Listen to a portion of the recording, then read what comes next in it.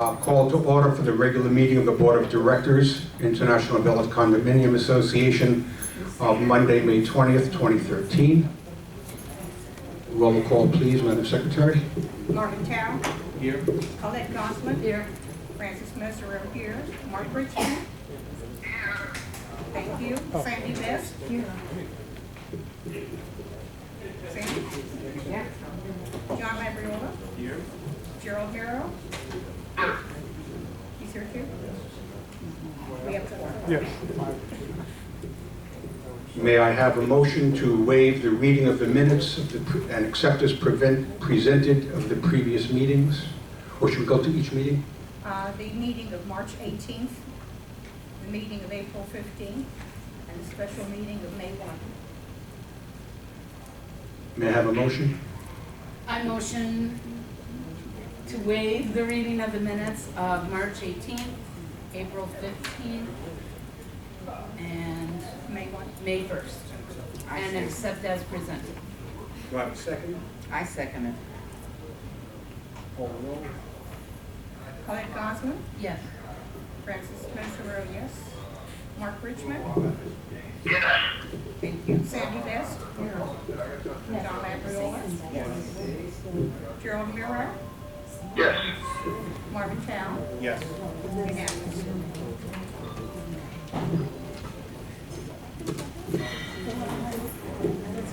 Okay, next on the agenda is the President's message. I'm pleased to announce that there will be a potluck multicultural food and music party on Saturday night, June 1st, right here in the clubhouse. It's being sponsored by our hard-working local realtor, John Henderson. All village residents are invited to bring their own favorite food. And if any of you have flags or decorations from other countries that you would like to display at the party, or if you have any questions or suggestions, please contact John Henderson or John Labriola, Chair of the Social Activities Committee. The 2013 Projects Committee has posted a notice for its next meeting this Wednesday at 7 p.m. Linda Wilson has volunteered to chair the committee. I want to mention that the members of the reformed committee are only non-director unit owners. In order to keep the committee completely independent, there are no board members on the committee. There are currently 11 committee members from 7 buildings. However, Linda would like to have at least one unit owner from each building on the committee. So we are looking for volunteers from the Grenoble, Orleans, St. Moritz, and Yorkshire buildings. Please contact the office if you live in one of these buildings and you would like to add your voice on this important committee. The current committee roster will be posted on the association's bulletin board. Some of you have expressed concerns that unit owners who attend board meetings are not having their voice heard, and also questioned placing good and welfare at the end of the meeting. Unit owners have an opportunity to comment and ask questions for each item on the meeting's agenda. For each item, the directors get to discuss the item, then you have the chance to comment and get your questions answered. It's often been the case that unit owner concerns are handled at the time we are dealing with the agenda item. This often eliminates the need for further discussion. Remaining issues can then be discussed during good and welfare. On a more somber note, because of the somewhat rude and inappropriate behavior displayed at the last board meeting, it was obvious that some of the attending unit owners and 1 or 2 of the directors had lost sight of the purpose of board meetings and of proper conduct by all concerned. I invited our attorney, Dennis Eisinger, here to explain the applicable sections of state law and our governing documents so that everyone understands the rules so that your board of directors can effectively conduct association business. There will be no charge to the association. So let me introduce Dennis Eisinger from the firm of Eisinger Brown. If you can save it after Mr. Eisinger, then we can deal with questions for him and me. Thank you. Dennis, it's all yours.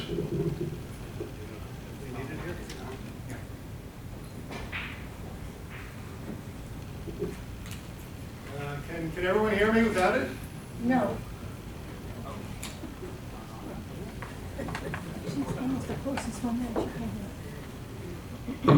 There. Okay, good evening. Thank you. My name is Dennis Eisinger, and I was going to give the good news that I was coming here actually for free, but beaten to the punch by your president here.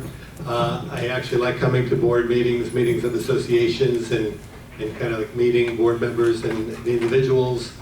Because I think it's a helpful thing for the community associations we represent. I'm going to just give 30 seconds on myself so you have a perspective as to what I'm going to talk about and where my information and background might come from.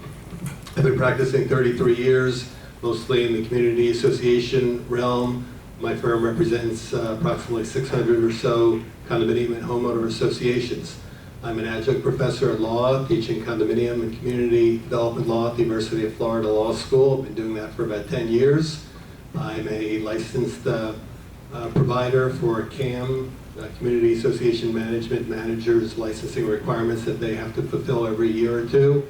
I'm also a licensed provider through DBPR, the Department of Business and Professional Regulation, for board member education. Also a past president of CAI, Community Association Institute, which is a large national not-for-profit organization that provides education for the community association industry. Bottom line is, you may agree or disagree with some of the things I say, but I do have a lot of experience in this area of the law. I was asked to talk about board procedures, and I'd like to do that and give you some of my thoughts on it. First thing I'd like to say about that is that I do my volunteering for things that I really like, coaching, teaching kids most often, and I find that very rewarding over my life. To me, though, and I would do it if, just for the heck of it. I just love doing it, and hopefully, the kids do too. But when you serve on the board of directors of a community association, to me, that's the real volunteers, because that is a thankless job. No matter what, your board members, they're not getting paid. They put a lot of time in usually. Most of the time, they're trying to do the best that they could do, and invariably, they don't get thanked. They get phone calls in the middle of the night, or they get grief during the course of the routine day. And I'm not referring to your association in particular. I'm referring to almost all community associations in the state of Florida. So one thing that I hope will come out of tonight's meeting is an appreciation, possibly, for the fact that your board members and your committee people are doing this for free, volunteering their time, so that they can keep up the values of your properties, etc. Relative to board meetings, there's three bodies of, we'll call it law, that are applicable. There's condominium statutes, most importantly 718 we know is the Condominium Act. Number two, we have our condominium documents themselves. And number three is Robert's Rules of Order, which is basically an informal book of about 750, 800 pages, which talk about when there's gaps in procedures, it's recommended procedures, basically. And the fourth body of law I'll refer to, I guess, is custom. If it's not in the statute, not in the documents, what would be relevant would be what do other community associations by and large do in the state of Florida. So with that preamble, let's take a look at a couple of statutory things, and I'm going to ask that let me speak. It's 10 minutes, 15 minutes tops, and then whatever questions you have, I'll be very, very happy to answer. Florida Statute 718.112, subparagraph 2C is the statute that has the most information for us relative to conducting board meetings and unit owner involvement. And it says, number one, meetings of the board at which a quorum are present are open to all unit owners. Okay, that's largely true. All unit owners are entitled to be here and participate, as we'll talk about in a second. There are two exceptions. One is a board meeting that is conducted with the attorney present to discuss pending or proposed litigation, and the other exception is to discuss personnel matters. Statutory exceptions to the general rule that board meetings have to be open to all unit owners. Number two, a unit owner is entitled, since about 1992, to tape record or audio tape Board of Directors meetings. Now, with that said, there is an administrative code provision also adopted by a state agency that puts some parameters upon that, and the normal parameters that you might guess, 4 or 5 of them.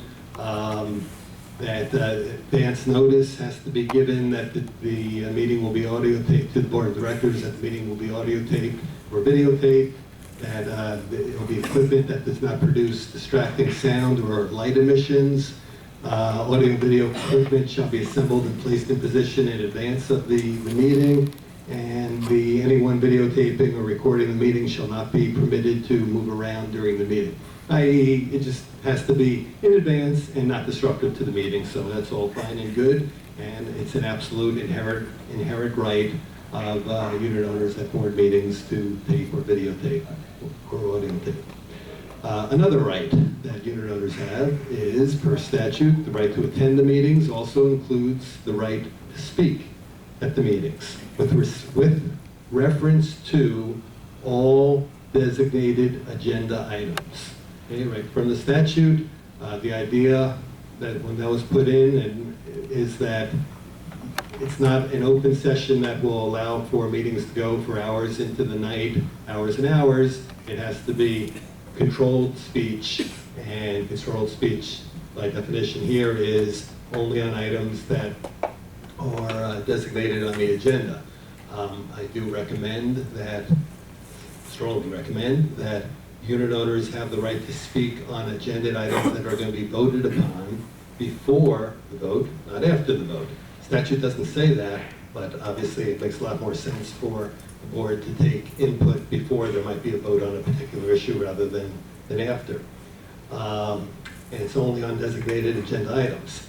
How long can a unit owner speak? Well, the state statute says that the reasonable rules regarding frequency, duration, and manner of unit owner statements can be developed by the Association of Board of Directors. So it's frequency, duration, and manner of the statements.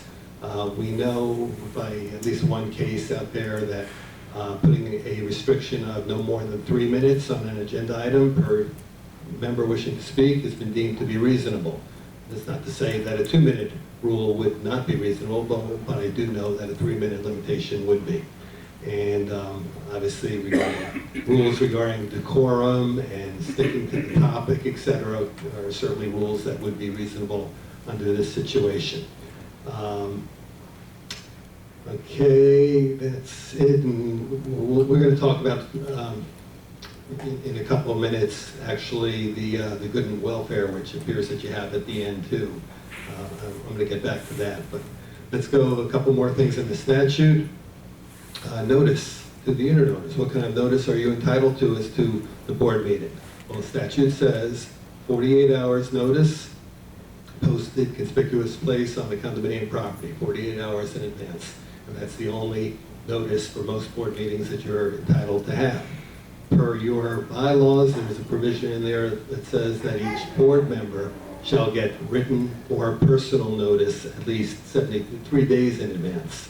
So board members have to get 3 days notice, unit owners have to have at least 48 hours notice by posting, not by a letter that you get in the mailbox, but by a notice that's posted somewhere in a conspicuous place on the condominium property. Who calls the meetings? Well, generally it's not an issue. It generally kind of flows in most associations, but your documents say that the president or vice president can designate a special board of directors meeting, or it also says that the secretary can, with approval of at least 1/3 of the board. Seems a little bit arbitrary to me, but that's what your documents say. They were written, whatever, 30, probably 40 years ago or so. So president or vice president, and then or secretary with that one parameter about having to get 1/3 of the board to agree. So basically, and we'll talk a little bit about officers in a moment as well, but the president is the chief presiding officer and does have power procedurally above and beyond everyone else on the board. Not for a vote. The president's vote counts as the same as all other board members, but relative to procedural matters, and that's for obvious reasons. Someone has to be in control. The one thing you don't want is anarchy in the community association. You need decorum, and that will fall upon the president. A couple of exceptions to the rule, just so that when I leave, you don't say, oh, I know that there's times that we get 14 days notice. Well, that's actually true. There are three different types of board meetings that would enable you to get special notice by mail at least 14 days in advance.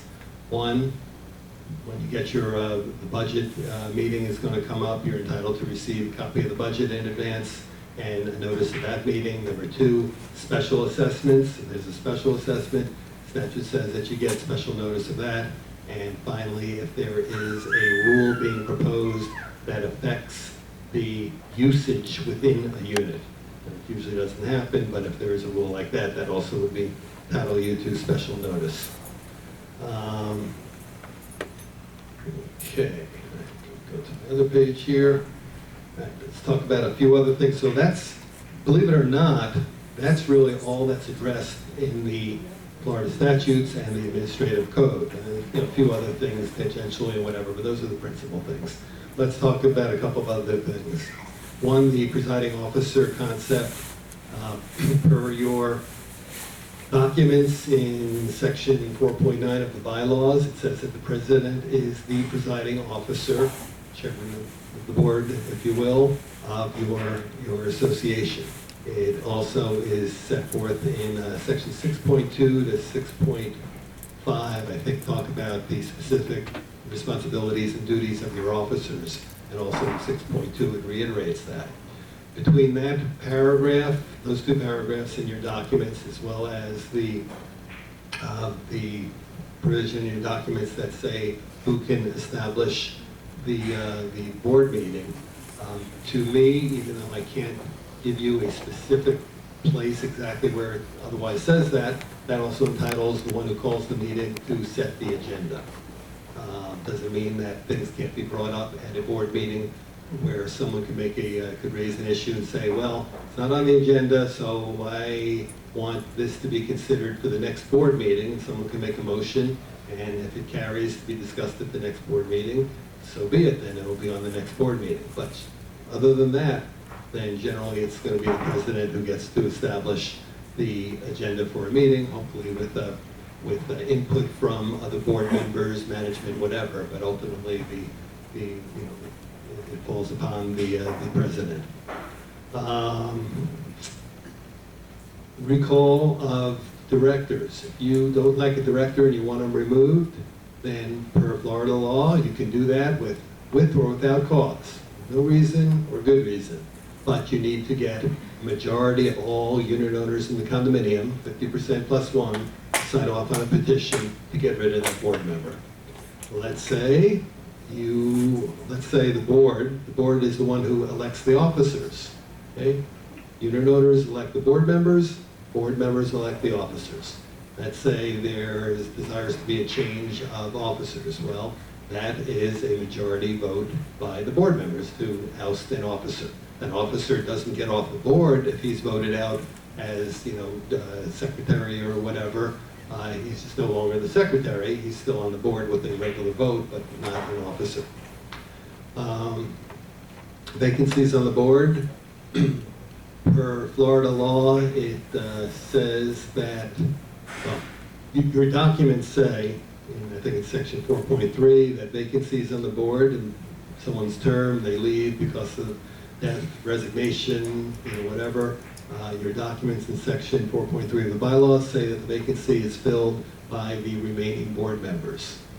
The state statute gives a little bit more flexibility. It says also by the remainder of the board members, although it leaves open the opportunity for there to be a general membership vote for it as well. But your documents do not say that. They just say they're filled by the remaining board members.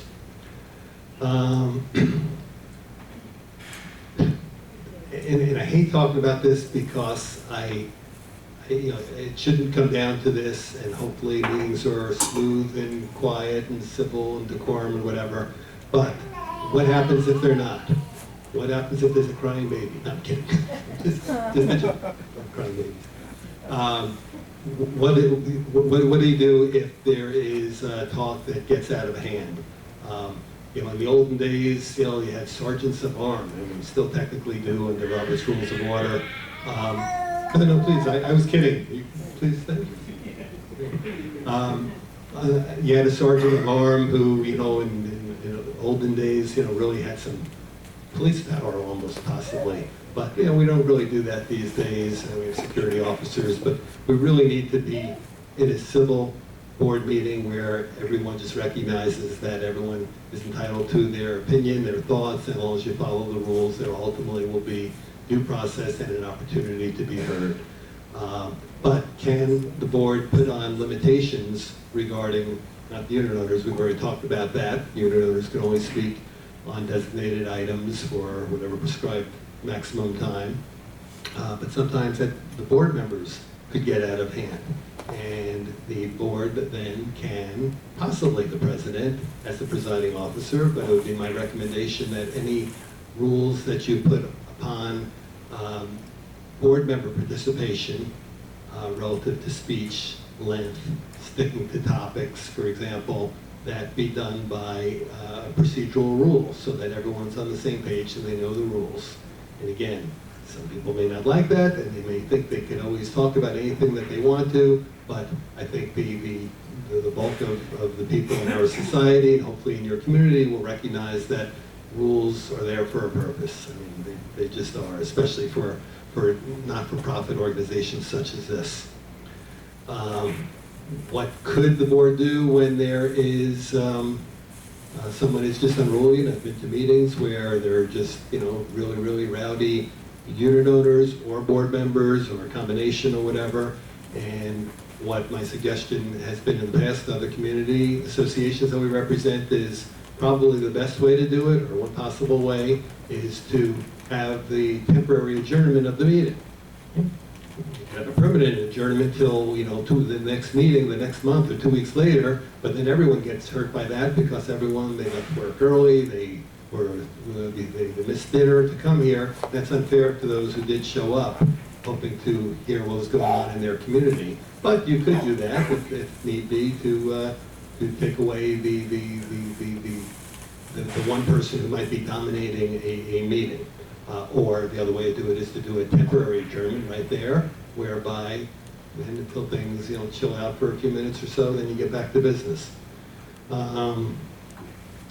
Finally, I think this is my last point about good and welfare. That's not an inherent right, because the statute says that unit owners get their participation on all agenda items.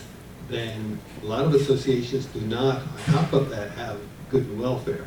It's my understanding that you do here. That's a very nice thing, but that's not a right, that's a privilege, and there's nothing statutory that allows for that. I kind of think it's a good idea, but it's not a statutory right. Let me quickly take a look at my notes and see if I covered everything I wanted to cover. Officers, oh yeah, last. Motions. I have no idea how you do your board meetings here. I've never been to